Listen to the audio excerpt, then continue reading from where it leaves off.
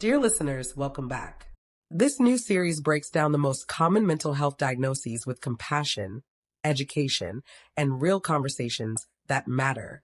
My co-writer and I will be using real examples of what depression looks like, what antisocial personality looks like, and more. Remember that this is for educational purposes only. Gladys, what are we discussing today? Hey Lola, so today we were discussing what the process of therapy is like, and we give an example of Sarah, who is a 32-year-old teacher, and she is starting to feel overwhelmed, and she's just starting to feel like things are not going exactly right in her life. So Sarah can reach out for therapy in many different ways. As a teacher, she has access to an employee assistant program.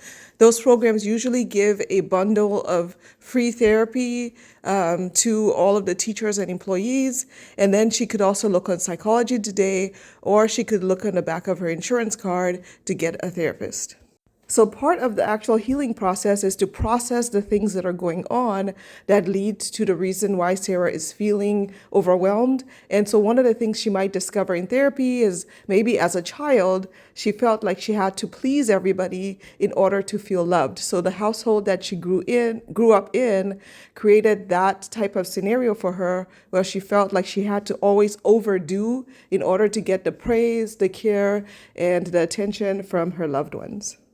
So some of the coping skills she may learn in therapy is how to identify the negative thoughts that tell her that she's not enough. So those thoughts that keep pushing her towards doing more and overexerting herself. She'll learn how to set boundaries, so work-life balance, boundaries between herself, other teachers, her supervisor, boundaries between her, her children, and her spouse. So she'll learn all of those different things in order to make her life more manageable. The main thing about therapy is the idea that, when you first come in, you set goals.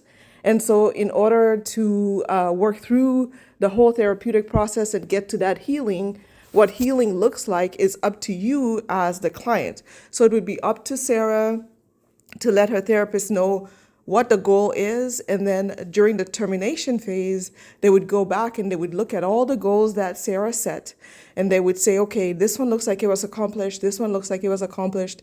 If something new comes up, then they can create a different plan for anything new that comes up, and she can, talk to her therapist about those things and what that goal looks like, and then work on that termination phase once she feels like she's accomplished those things.